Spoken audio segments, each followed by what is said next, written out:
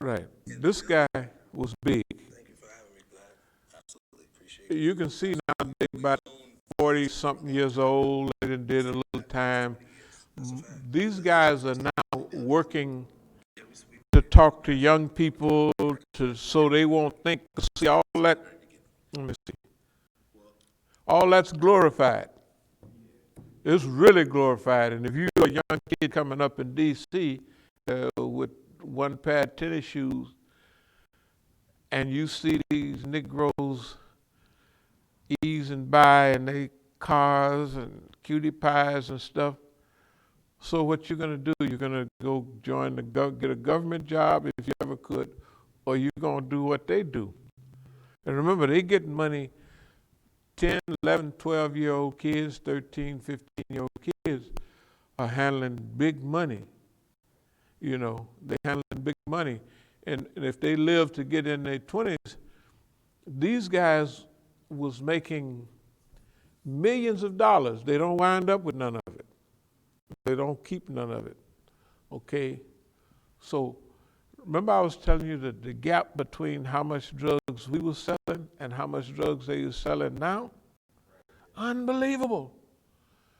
You know, in the late 70s, when I went back to Colombia, they were stopping boats with 500 kilos on it and stuff like that.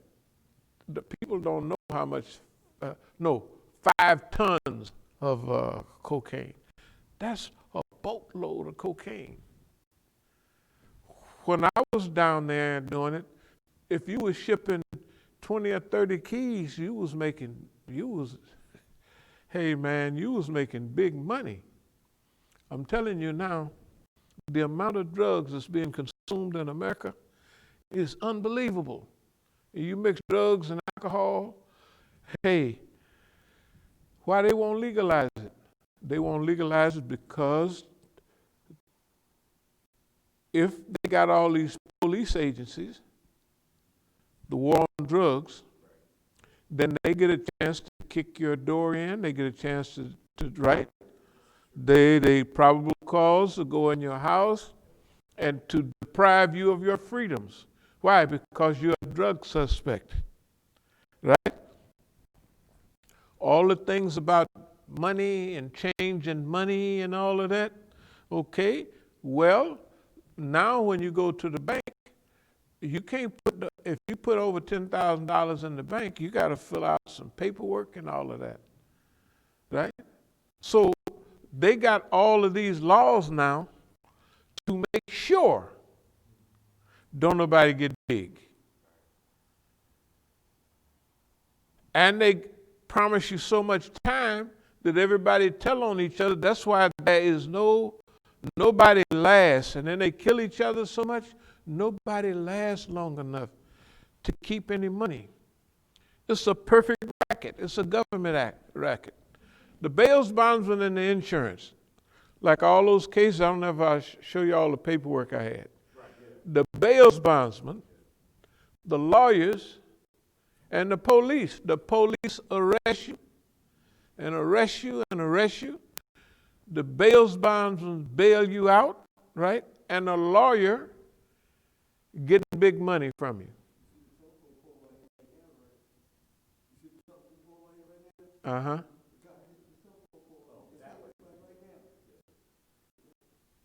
Yeah, here's the point. But you got to think about it. That's a good racket. You know, I used to wonder, well, now I know better, but I was so young, the police just took my driver's license at the DMV, you know. But when I got all them big pretty cars, you think I'm not going to drive them boys? And every time I get stopped all the time, but they got probable cause to stop me because they know I don't have no driver's license. And waiting for your tickets, the police would wait for tickets to come out, or warrants to come out. And they would be downtown in the office waiting for them. They wouldn't put them in the desk like they did. The police would be there waiting for them. You got anything on Clarence Reeves? Yeah, it just come. They got it now. They can stop. That's why I have so many arrests. I don't know nobody in the United States that got as many arrests as I had. You remember page after page after page. Okay. So I got a chance, see, but that was the big help. They overdid it so much that I got a chance to get the whole game on this police thing. You see what I mean? When I looked at it, I said, well, by 71, I packed up and I said, I'm leaving America. And that's when I left. I said, you got the judges, you got the police, you got the whole show, and you cheating. They set me up, you know. I said, y'all got all this going for you, and you going to go and cheat. Shoot, I said, y'all keep this boy, you know. Now, I was going to talk about this a little bit, about how fortunate I have been. I wasn't going to talk about me, but when we talk about the way they're doing the brothers, you have to talk about yourself a little bit because you know that game. None of those guys picked up on what was going on really. They blamed themselves for what they was doing. Yeah, if I'd have known, I wouldn't have never did this, and I really was hurting the community. Yes, they was, but they was being used by the system to kill their own people. And only one, the big dark-skinned brother, he was hinting like he knew what was happening, but he said, some of that stuff you don't even want to know. So here's the point. Here's the point where we are right now. With what we've learned, that's why, what did we call this thing? Negrodiscombobulator. No. Now, how are we going to discombobulate the system? Okay, so now we'll start going into what we really want to talk about. So for them, number one is the worst is yet to come. The worst is yet to come. When you look at what happened last week and all these other stuff that's going on right now, the worst is yet to come. Do you remember that I said that this Kushner guy, that he, well, first of all, this white lady named Vicky Ward, she wrote a book called Kushner, Inc. Yeah, I listened to it about Yeah, Greed. See if you can pull up that book, Kushner, Inc. Here's what she said. Now, I hadn't read the book. Haven't read the book at all. Here's what she said. She said that Kushner, the subtitle of the book is Greed, Ambition, and Corruption.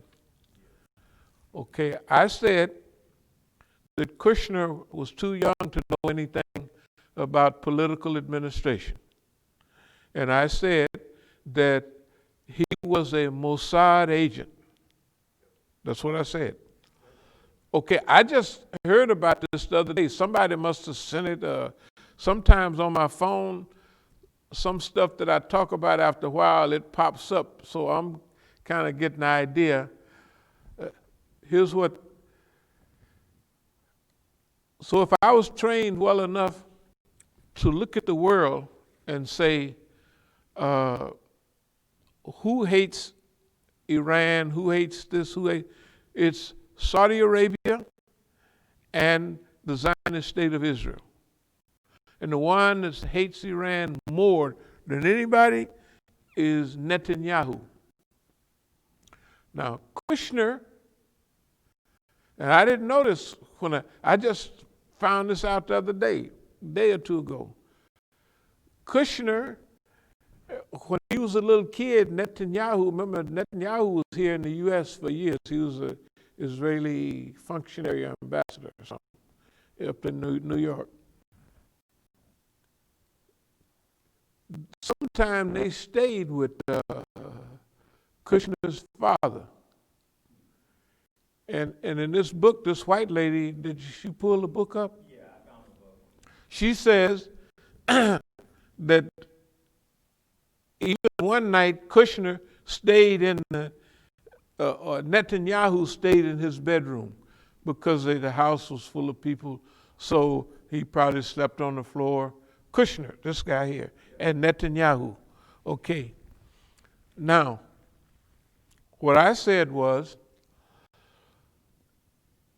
is that Kushner is a Mossad agent and that he married Donald Trump's daughter so that he would be up close to Donald Trump, because they all from up in New York, and the Netanyahu knew and Mossad knew that Donald Trump was a big mouth, a bad businessman, and arrogant, and not much money.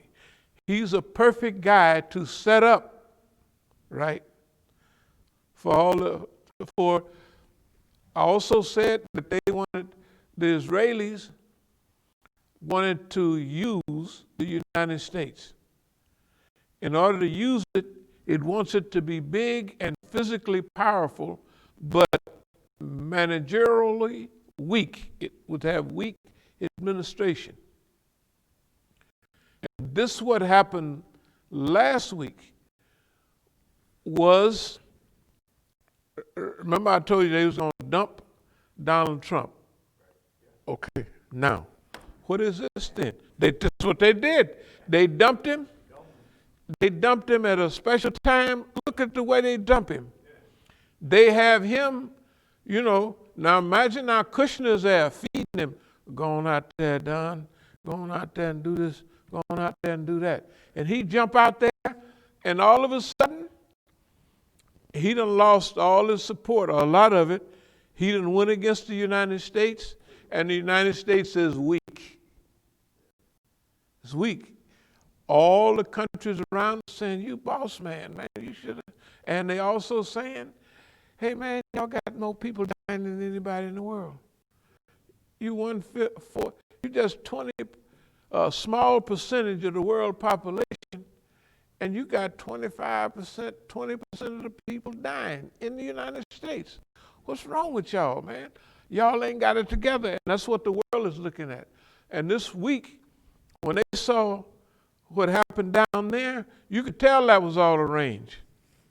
That was a 911 incident, because 911 couldn't have happened unless they took all the planes out of the sky, unless they closed down. That was one of the things I was kind of like, there's no way you're going to have that type of light security around the Capitol building while they do counting the votes. No, they ain't letting that happen. And everything, hey man. It's too much to go wrong. It's too much. This is worse than 9/11. The point is that the United States is now weak. It's not now weak. The United States been weak. And we're going to get into that a little bit. Psychological guerrilla warfare. Remember we said in our writings from over 10 years ago, harass, disturb, produce arrogance, ignorance, and accelerate the decline of the United States. I don't know. Have you ever read that in one of our? And that's what we said. That's what psychological guerrilla warfare is for us. We want to harass the United States, disturb the United States, produce arrogance. This is pre-Donald Trump, but he worked out perfect. Produce arrogance, because arrogance and ignorance is a sure thing for destruction. If you're arrogant, if you go into war and you're arrogant and you're ignorant about everything, right? What does it say? Know yourself, know your enemy. 1,000 battles, 1,000 victories. Because you know yourself. Strengths, weaknesses, how you know yourself. And you know your enemy. When you arrogant, I'm big so-and-so. I'm the United States of America. Yeah, and that's what you act off that. You bad. But you got to remember, let's go over just for a minute. Why did the United States win the Korean War? No, 1950 to 1953, they was almost begging that Panmunjom. Actually, the Korean War is still on paper. It was a ceasefire. It was never a peace treaty. It's 1953. The U.S. had won World War II a few years before, 5 years, 6 years, 7, 8 years, and they said, we bad. When I was a kid, they'd walk around the schoolyard, the white kids, hey, get out of my way. I just got back from the USA. And if you don't get out of my way, I'm going to kick you out of my way.